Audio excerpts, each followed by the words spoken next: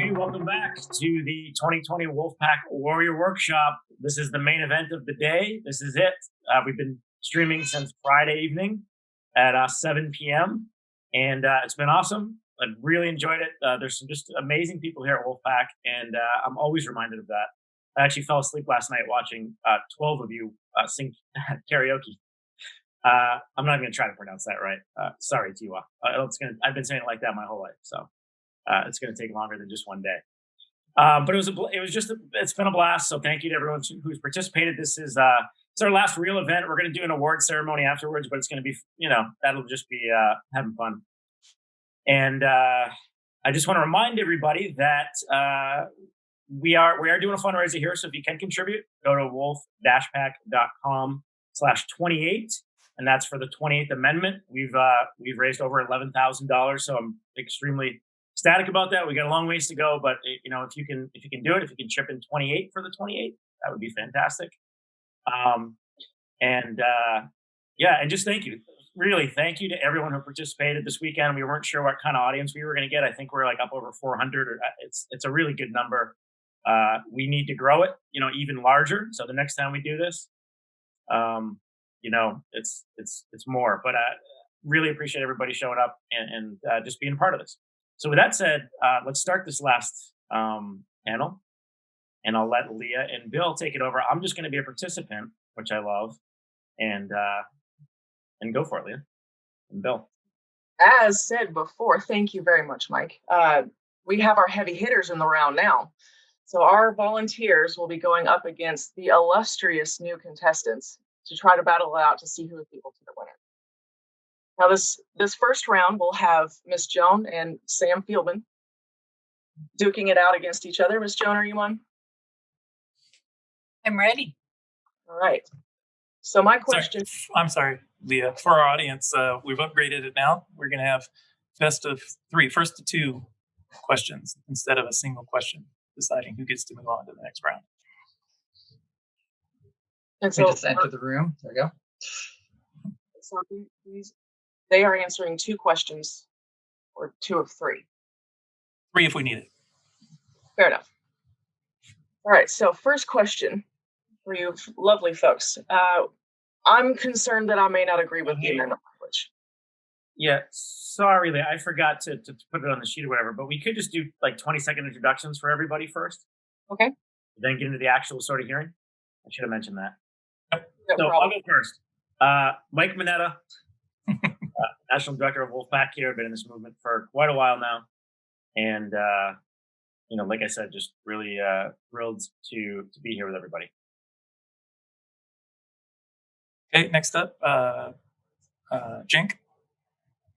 Hi, I'm Cenk Uygur. I'm founder and host and CEO of Young Turks. I'm also the founder of Wolfpack, Justice Democrats, Rebellion Pack. I almost forgot one. And of all the things that I have founded, Wolfpack is by far the most important. If you don't get money out of politics, we have nothing at all. If we get money out of politics, we get democracy back, and then everything is back to as it's supposed to be. So let's go get America back. Thank you. Dr. Lessig? I'm Larry Lessig. I'm a law professor at Harvard. And for the last dozen years, I feel like I've obsessed about one thing, which is what Cenk wants me to work on. So that's getting money out of politics. Thanks. And Sam?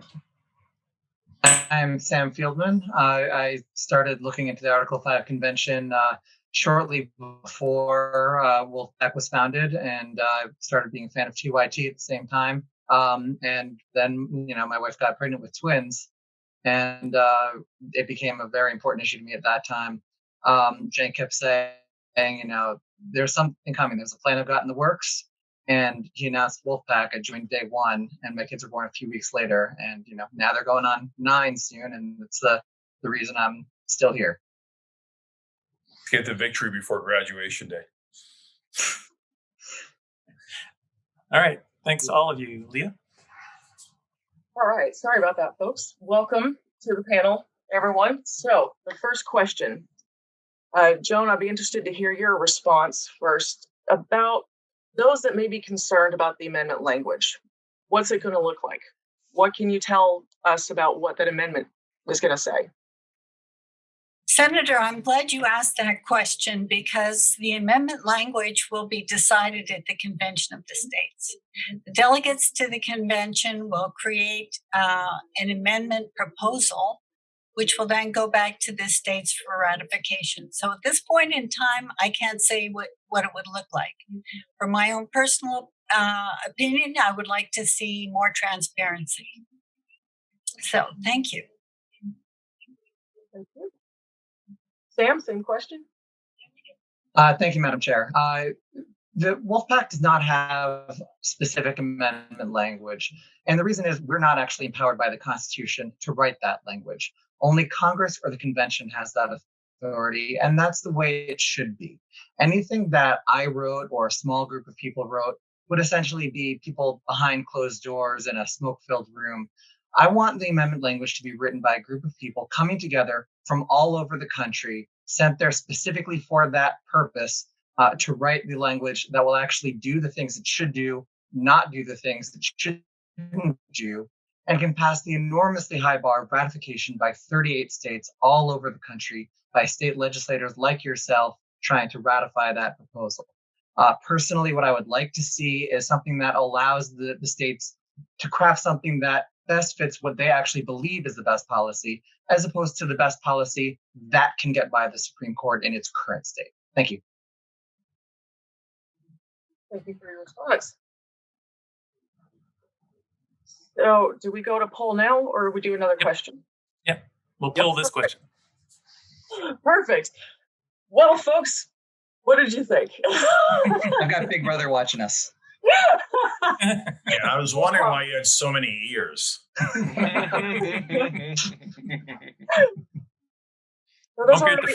Don't forget to vote, people. The poll hopefully is active by now. You can let us know which response you felt was more compelling. And quite different responses, too. I like the variety between. I think it's Mark Zuckerberg. Yep. He's always watching. I could only see his hair, but I knew it was Mark Zuckerberg for some reason. Kind of intimidating him right behind you, like that. Be careful what you guys say. He probably is literally watching. Yeah, or recording. We're not streaming on Facebook, are we?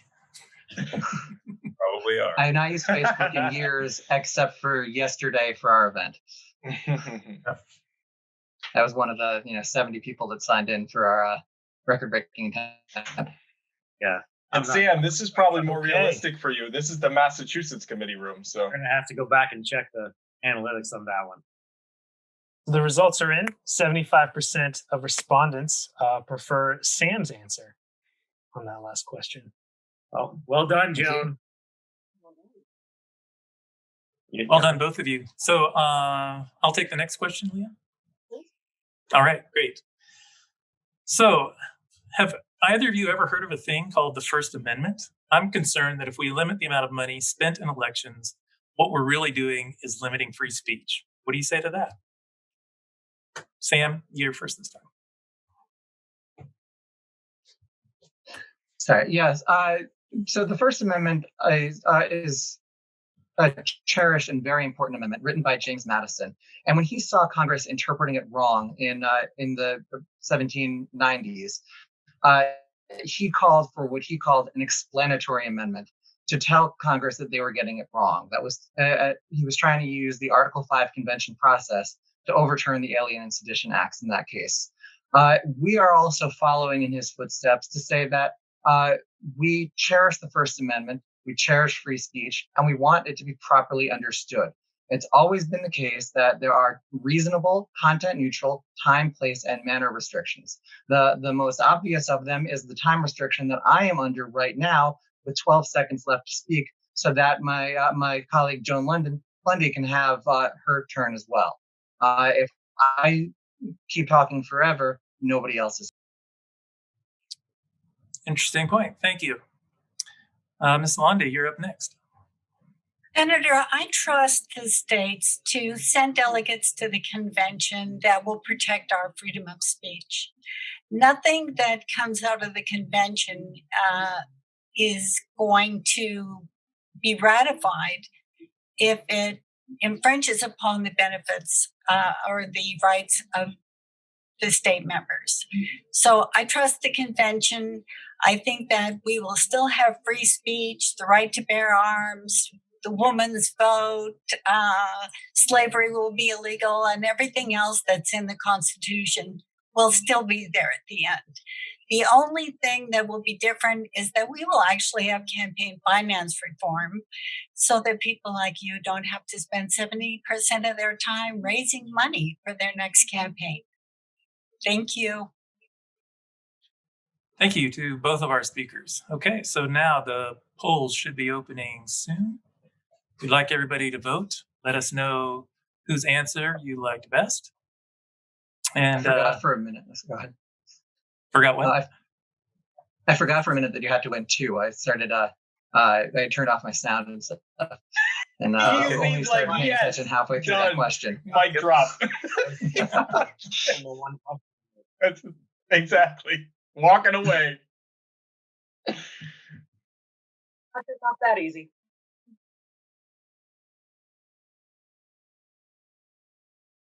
Yeah, I love the questions that are big and broad and refer to the Bill of Rights and the First Amendment. Justin, that Constitution is too big. It's too big. It needs to be that a is pocket. not a pocket Constitution unless you've got a really big pocket. Because the whole point of it is to wave it around. Okay, it's to wave it. It's too big to wave around.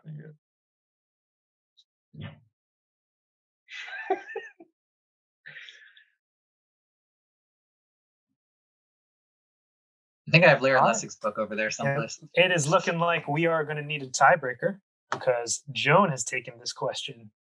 Well done. 78% of respondents. Wow. There you go. Here comes Bunker Joan. All right, I'll turn it over to you, Leah. It was getting tense early. So I understand the concept, but I'm not sure the issue is urgent enough to warrant an amendment, especially through the path that you've laid out here. Why should we pursue this path to fix this problem? Can't we do something a little less risky? Joan, what would your answer be? Senator, we can most certainly do something that's less risky, but that will just kick the can down the road. At the current time, we're at a standstill. Every issue that the American people want fixed, whether it's education, healthcare, foreign wars, balancing the budget, or whatever it may be, is at a standstill. Nothing is going to get moving again. We need to shake it free. It is urgent. We need campaign finance reform first before anything else can be tackled. Thank you. Sam, what say you? Thank you, Madam Chair. With all due respect, I started this process and joined Wolfpack almost 9 years ago, shortly before my kids were born. And in December, my twin girls are going to be 9 years old. It's a matter that is extremely urgent and has been urgent since day one. We've now seen many organizations trying to use other paths for a very long time and have gotten nowhere. And the fact is, when you've seen the history of amendments to the Constitution, most of them, 15 of the 27, have used this path. It was used as part of the prodding effort in order to get the Bill of Rights, in order to get direct election of senators, in order to repeal prohibition. It's been an important tool in the history of our Constitution. It's one that demonstrates the urgency, and it's one that every single legal report and scholar who's studied this process and published on it has said has no risk of leading to anything other than exactly what you're calling for. Thank you for your response. Well, folks, polls should be open. This has been a good showdown between the two of you. Yeah. Well done, both of you. Well This done. is intense. Why am I sweating? This time? Why am I sweating? I guess we'll see. Depends on what they say. Either watch or keep going. Or go to lunch with Zuckerberg. I think Justin's sitting over there cheating. He's studying. He's studying up. Studying. He's doing his studying. Yeah, he's doing his study right now. I feel like that Zuckerberg cutout behind Sam is so metaphorical. Right? I Googled looking for pictures of people testifying before Congress or before a state legislature, and this was the only one that came up. So you didn't search at least the only hard one that enough, came up when I Sam. searched for copyright. Search hard enough. I thought you were gonna Okay. put your own picture. So you're on the So wrong the side. You're results not are where the in. testifier should be. Results are in, One to the people. right angle. And the Oh, winner it's- of this round is Sam Fieldman. Oh, 69% of the That was- vote on the final question. I was close. that was Well close. done, That was both really of you. good, Joan. Well done. Well done. Great job, both of you. You went up against Goliath. All right. Next up is going to be Natalie and Mike Mineta. You guys ready? Mike, you're muted. Jake called Sam the dark horse last night. We'll see what happens. Did you say I'm up first, Bill? Let's see. Sorry. We've been going with the. Well, let's do Natalie first. This one. Okay.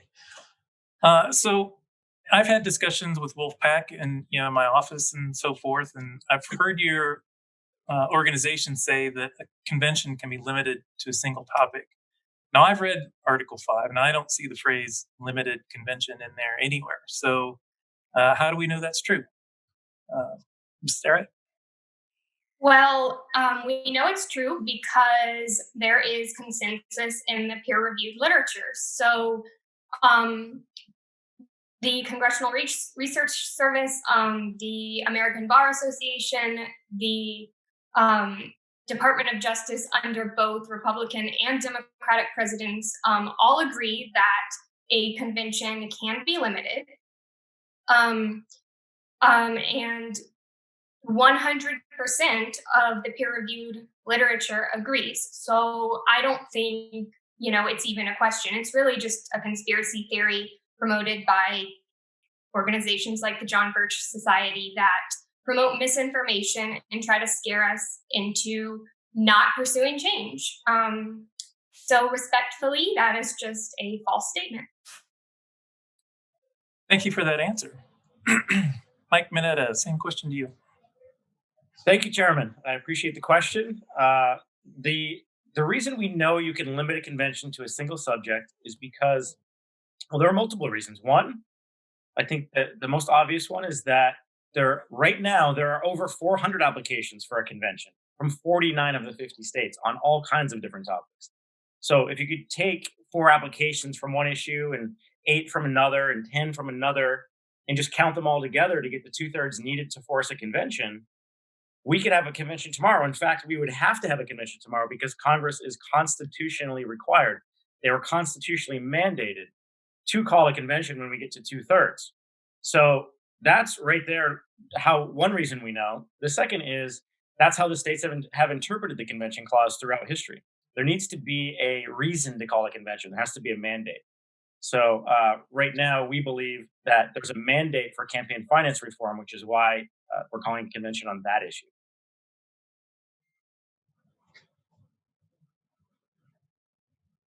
All right. Thank you. Thank you. Good job. I appreciate that. So for our participants on Excel events, you should be seeing a poll pop up soon. Let us know what you think.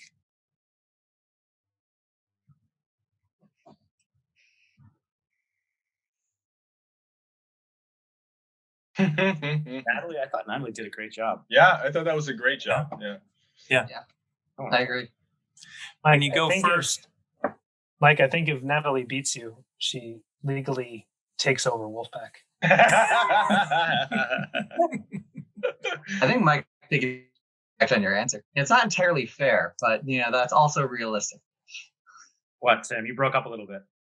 Going second is a big advantage. It's not entirely fair, but that's realistic because the hearings often aren't. Yeah. Right. Exactly. How are we doing, John? Okay, so with 67% of the vote, Mike has taken the first question.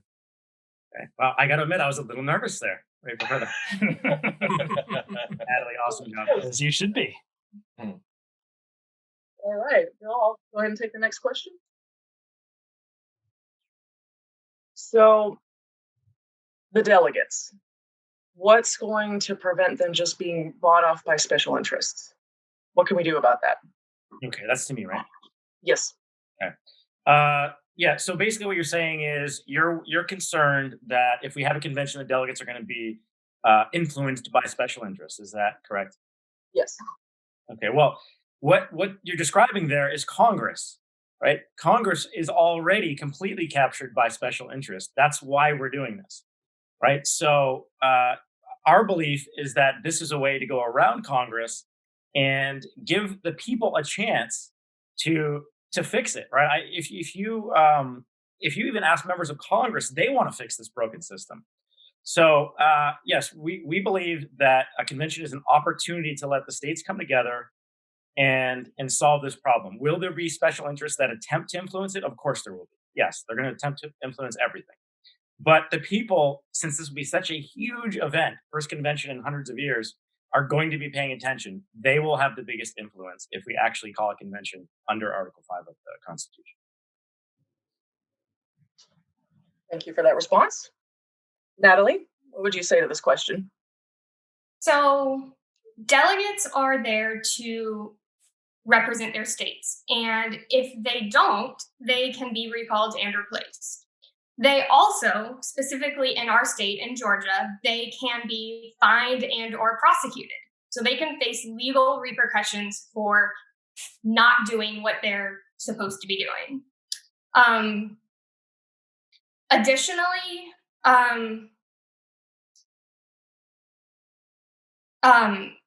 I have faith that because this is such a systemic issue, the delegates are going to represent the best interest of the people. And if they are bought off by special interests, that is just exactly what we're stuck with right now. So worst case scenario, we end up in the situation we are with Congress. Our representatives are bought off by special interests. So, okay. Thank you. Thank you. I really like that answer. I wish there was someone on the line who could talk about the delegates and what the Supreme Court might think about it. Yeah, if only had someone had crafted something to the Supreme Court on this issue. I'm just lucky. I just feel good that we dodged the bullet that I didn't get that question against Larry. It can still happen, Cenk. Oh no. I got it. You just gave him an idea. When Mike was speaking, I was thinking about Natalie. The answer that I was hoping you would give, which you did. And the only thing that I tend to add when I do that is I use Benjamin Brad against Eric Cantor and Alexandria Ocasio-Cortez against Joe Crowley as an example of why, when money is the issue, money has a much less influence on the outcome of the election. When you make it an issue, it can sometimes be a negative. And so in this particular case, even more so, it's added protection that our limited convention has over the others who are trying to use the same tool is by making that an issue. You get delegates who are more likely to do what we actually want them to do. All right, so the results are in, and Natalie is hung on with 55% of the vote. All right, nice job, Natalie. She has forced a round 3. 55% of the vote? 55. Wow. This is technically a landslide. What does now the she realizes college think? Now she has to do it again. Wow. All right. All right. Great. Yeah. Third question. So the only precedent we have for something like this is the 1787 convention. And that was a runaway convention. You know, my reading tells me that when Congress authorized it, they said, revise the Articles of Confederation, and they went and threw it away. So what do you say about that? Am I going first? Yes. Okay, that is absolutely false. 1787 did not run away, first of all. Second of all, it's not an example of the dangers of an Article 5 convention because Article 5 did not exist. In 1787, we had the Articles of Confederation. The Constitution did not exist. So today, the only precedent we have, the only example of a convention like this would be state-level conventions where they have amended their constitutions. And we have proof that those have not run away. Those have been successful and have been very safe and reliable methods of amending state-level constitutions. So I am confident that a Article 5 convention will not run away. Thank you. Next up, Mr. Mineta. Thank you, Chairman. So first of all, I think it's important to recognize that the convention that happened in the 1700s would not be the same as a convention called in our century under Article 5 of the Constitution, because one thing that's really important to remember is that the Constitution did not exist when they came together in Philadelphia. It was the Articles of Confederation, and that's not comparable to a constitution. That was more of a treaty among separate nations, right? So our Constitution has existed for hundreds of years, Mr. Chairman. And we've never had a convention under Article 5. We know exactly the powers that it has, and the power of a convention called under this Constitution would only be able to propose amendments, not change the Constitution. And then anything would have to be approved by 75% of our states. So it's going to have to be something that the American people really want and has cross-partisan appeal. Okay, thank you. So there we are. Question number 3 for Natalie and Mike. Time for voting. Hopefully you have a poll available to you on your right sidebar there. Let's start with the voting. It should probably be noted that that whether or not the 1787 convention was a runaway is one of very few areas where Larry Lessig and I actually disagree. I argue it wasn't, and he argues it was. All scholars who've studied the Article 5 convention that I've read either say the 1787 convention was not a runaway, or they say it was a runaway, but the Article 5 convention is different in important ways. And generally, they agree on what those protections and differences are. So it ends up being, for our purposes, largely a semantic disagreement. Yeah.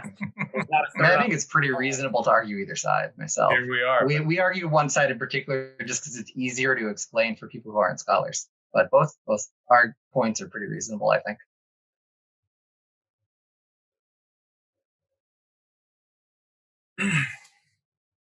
All right. Yeah. Thanks for that, Sam. We ready, John? Okay, we are ending the poll. And with 68% of the vote, Natalie has won. Oh. Taken down Nice job. Let me just the national director. let me just say though, before I get out of here, because I'm eliminated, I'm smiling this whole time because I'm actually like really proud. Like you really nailed those questions, Natalie. And honestly, I think you deserve that. Like I think you did answer. When I just finished it, I was like, damn, I think she answered it better. So Yeah. You threw out a couple things that I even forgot to mention, and I love it. So I'm proud that you're moving on, Natalie. Nice job. Well, I'll stick around. I just mean I'm gonna, Is this I'm out of the game. is this what I get to go? Down goes Mineta. Down goes Mineta. Close it is, Jake. All right. Well, good luck to you. Good luck to you all. Well done, both of you. Congratulations, Natalie. So next round, we're going to be welcoming Eric up against Larry Lessig. Welcome, gentlemen. Are you prepared? Okay. Wow, this is intense. So I think I'll start with you this round, Eric. How do we know who the delegates would be? So the Article 5 convention, there would be two ways. Congress would decide how we would pick the delegates. Actually the states would, I believe. I'm sorry. Either we would select the delegates through legislation or through a convention in the states. But either way, the people would be the ones deciding who the delegates would be. And I think that the most important thing to realize is that delegates and legislators are two different things. Legislators, once elected, can do anything that they want. They can they're not mandated in any way, and any promises that they made, they can do whatever they want once they get into office. Whereas delegates have a mandate and can be recalled fairly easily if they go outside of that mandate. And I think that's the most important thing that we need to hang on to, is that we can control our delegates in this way and recall them if they don't do the will of the people. Thank you. Very informative response. Mr. Lessig, your response, sir. So we have no freaking idea who the delegates would be. But what we do know is that the states would compete to make sure that the delegates were the best representation of the people in that state. And there'd be this incredibly exciting process as you went around the country with different states offering different ways to make sure that the delegates that they selected would be people who could properly be said to represent the people and interest in the states. And I have confidence that in that process, we won't have people who are selected because they have money or because they are famous, but I think we'll have people who get selected because they convince everybody that they see, like everybody in this audience sees, that this issue is the fundamental issue we have to find a solution for. And a solution means something we can get broad consensus about. So I think 51 jurisdictions fighting on that question would be an incredibly exciting prospect. Thank you very much. Do I have a white flag? Can I put up a white flag? Eric, that wasn't fair. Well, Eric, your response was really good. So it may be They're both great answers. Both great answers. cast your votes, folks. This is going to be a lightning round. And if Larry gave that exact answer in a committee hearing, the next question would be 51, and then he would get the opportunity to keep talking. What do you mean by 51? And then he would get another question and could give another answer. I was wondering when I was just seeing that whether, the district gets counted for purposes of the college, the electoral college. So I wonder why we shouldn't include the district for purposes of Article 5. Article 5 says states, right? Well, so too does the electoral college, but there was an amendment to include the district, right? I haven't looked into this. I would guess, without having looked into it, that the amendment that added the electoral college would not apply to Article 5, but I could very easily be wrong. I haven't looked into it. No, you're completely right in its terms. But what I'm saying is we ought to be talking about why isn't the District of Columbia just as much, just as relevant, just as important to be represented as Montana or Wyoming? I mean, there are more people there, right? So, and they're more, representative of America. So I think we ought to be fighting for the idea that they are part of America too. I guess Ruth Bader Ginsburg put that well in the video that I showed last night of her, where she talked about the Equal Rights Amendment, and similarly the DC Statehood Amendment. It was proposed, and it was, not an unpopular idea, and it did not make it into the Constitution, which just shows how difficult the process is. Would it change the math at all? Would we need 35 or 39? In which case, that would affect my way of thinking. It would still be 34 and 38. I think it wouldn't affect the math. It'll be 34 and 38. So it would be easy. Just to I've announce some always been in results. favor of Washington. Yep. Okay, we're ready for results. Announce some results. Professor Lessig has prevailed with 63% of the vote. Thank you to the 40%ers. Wrong show. All right. Let's move on to our second question. Why 51? No, I'm joking.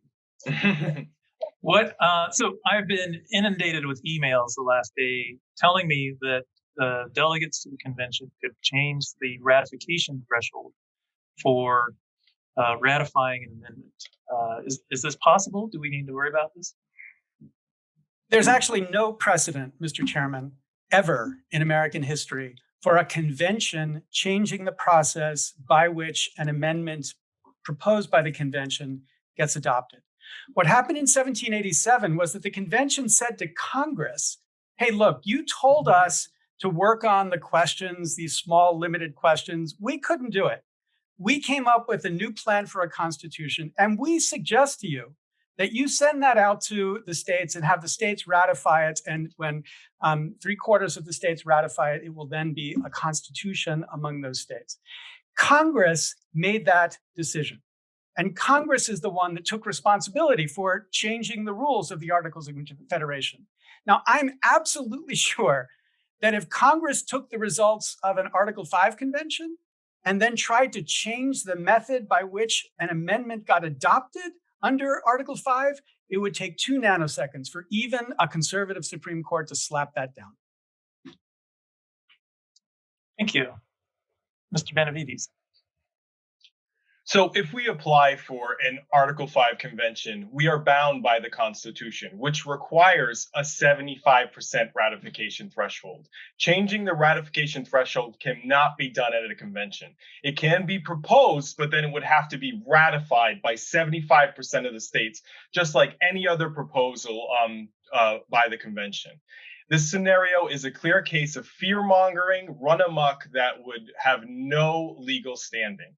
And furthermore, it's a misrepresentation of history. The articles were more of a treaty between independent states that gave each of them authority to pull out of any time they wanted to. All they did in the Philadelphia was to suggest that they do just propose a new constitution for them to adopt instead. So I would say that there's no regulation, there's no way that this could go and lower the threshold of ratification. All right, thank you. We are ready to vote. Let us know what you think. Polls are open now. Bring in the A game now. Yeah, these are great answers, guys. I'm pre-intimidated. Yeah, I'm intimidated by Larry Lessig right now. Not worried about Cenk. You started something that has run away. That's technically not possible. Never happened. Yeah, the answers have been great.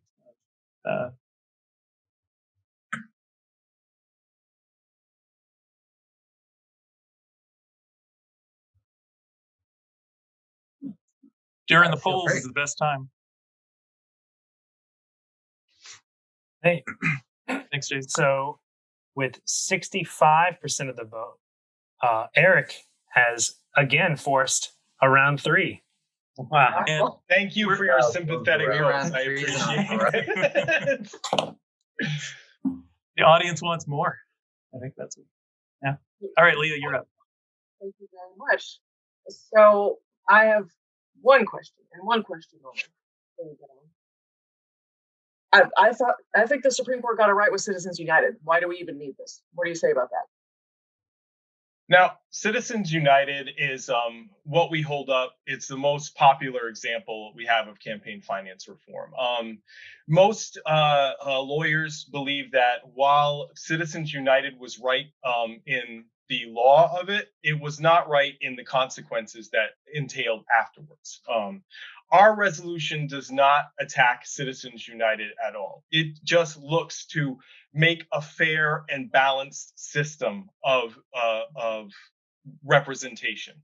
So right now, if a millionaire wanted to go and drop a bag of money, to a PAC which would support a candidate, my voice gets drowned out by that money. That's not a fair system. Ours is just looking to have a conversation where we can fix this system so that it's fair and balanced, so that my voice will count as much as a millionaire's voice, so we can bring integrity and common sense back to our electoral system. Thank you very much. I wish a millionaire would drop a bag of money on my front porch. Mr. Lessig, same question. So if you ask what has Citizens United done directly, it's true to say it hasn't done much, because there's actually not a lot of corporate money or union money that's being spent because of Citizens United. But Citizens United inspired an incredibly mistaken decision called Speech Now, which created the opportunity for super PACs. And super PACs have radically changed the nature of American politics. In 2008, John McCain and Barack Obama proposed climate change legislation, and they fought over which one was best. In 2010, the Koch brothers told the Republicans that if any Republican even suggested that climate change was a problem, a human-caused problem, they would be primaried. And from that moment on, simply because of $1 billion put together by the Koch brothers in super PACs, they have had the ability to stifle, to stop conversation about climate change. That will always be the case so long as that ruling remains. Thank you for your response. All right, folks, the third tiebreaker round is live. We're heating up in here, goodness. I love how intense Larry gets. I would love to see him at a committee hearing. I really would. So the depressing part of all this is what Larry said about what happened with the Koch brothers is so obvious in a sense that the fact that the rest of the establishment does not recognize it as obvious fact is a deeply depressing state of affairs for both politicians and the media. Yeah. Now the reason I bring up sorry, go ahead, Mike. Well, yeah, we're way over time. So you guys have hard cutoffs, Larry? I know your schedule is pretty tight. I'm fine. You are? Yeah. Okay. We might have to go to just one question. We'll see where we're at once Cenk's round is done, rather than the whole best out of three, but we'll see where we are. So, cool. Cenk, you good too? Yeah, I'm good. All right. You're off the hook for 3 questions in the next round. Oh, we tested this and we didn't anticipate every single one going 3. That's the problem. I think the people just want to see more of us is what it is. They just want to stretch this out as long as possible. Give me any idea there. A bad problem. All right. John's got the with a stunning 83% victory, Professor Lessig is moving on to the next round. Stunning. Better man won. Well done, Eric. Yeah. Well done, Eric. You held your own there, Eric. Good job. Yeah, really great job, Eric. All right, that brings us to the final matchup in the quarterfinals here. It's going to be Justin versus Cenk. Justin, you're up first. All right.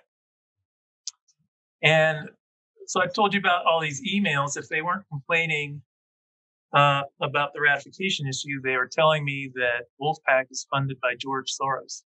I'm not a big fan of George. What do you have to say to that? Yeah, well, thank you, Chairman Spots, for that question. I agree. I'm not a big fan of George Soros.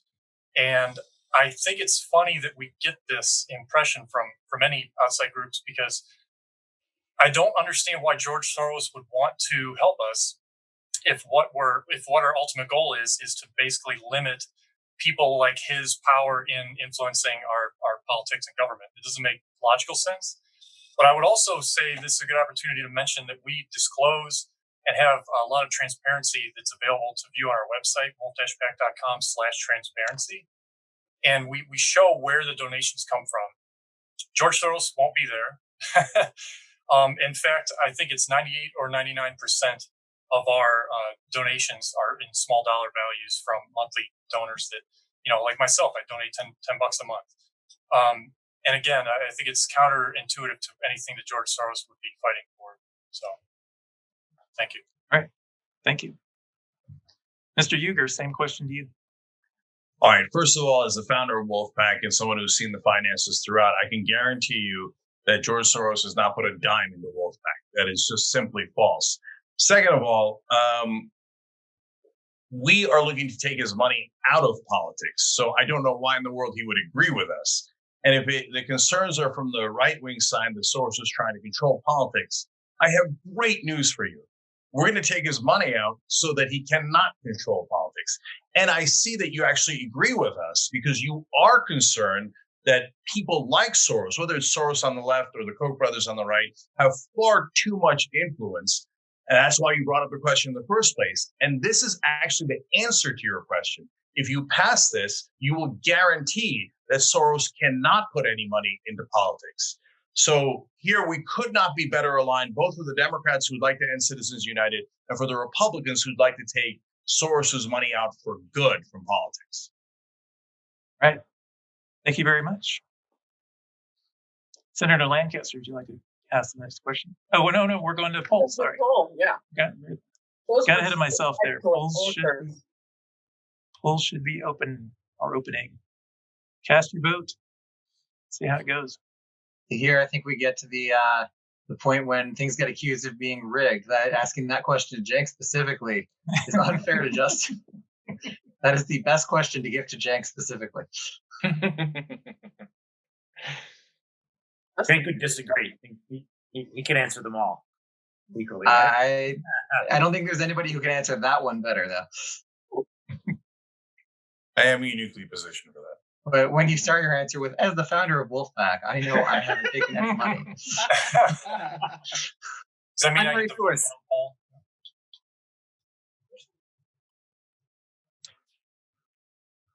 You nervous, Cenk? No. You know, I compare this to the committee hearings we have in New Mexico, and those hearings, it's a lot of grandstanding and not very many questions. So this is a lot more fun. And in fairness to Cenk, Justin was bribing the chat earlier with photos of him in his I was outfit, not. So we have the evidence. We have it well documented. I was just saying. That sounds deeply ironic. On this particular question, Cenk has won with 60% of the vote. Great job. Got some good competition here. Well done, both of you. All right. Senator Lancaster. So are we asking another question of these things here, or are we moving on to the next one? That was there first. You're on question 2. Perfect. So I'm worried about a balanced budget amendment. That movement is much closer to getting a convention. What do you say about that? Okay, so I have good news for you on a couple of fronts. Number one, right now you don't have to be worried about our convention being mixed in with the balanced budget amendment at all, because if they could do that, there is enough already states that have passed a call for a balanced budget amendment, and this particular call for a convention, and by the way, many others. So if they could combine them, they would have already combined them. So the answer is actually definitive in this case. And then in the specific issue of the balanced budget amendment, they're allowed to have any convention they like. They're not allowed to have any amendment they like. You still are involved in that process if you're worried about that particular issue.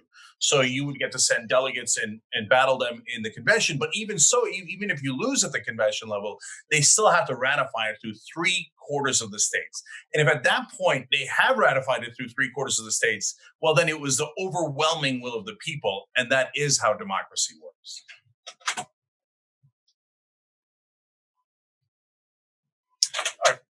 Thank you, Madam Chairman, Ms. Lancaster.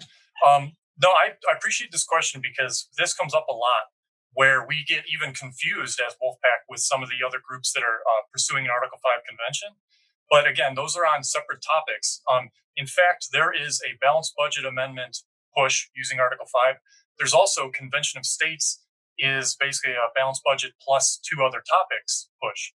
To my best understanding, those are actually counted as separate calls as well, because they don't line up exactly on the topic. So, of course, for campaign finance reform, Article 5 call, it's counted separately towards that 2/3 threshold.